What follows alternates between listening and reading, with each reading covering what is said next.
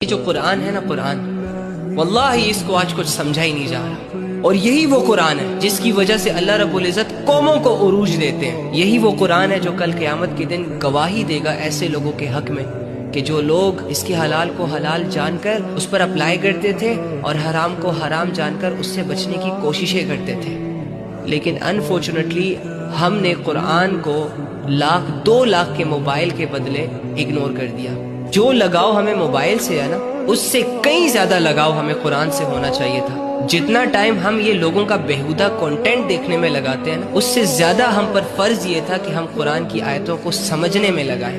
ہر بندے نے اپنے موبائل میں ایک دنیا بنائی ہوئی ہے، ایک چھوٹا سا سوشل سرکل بنایا ہوا ہے۔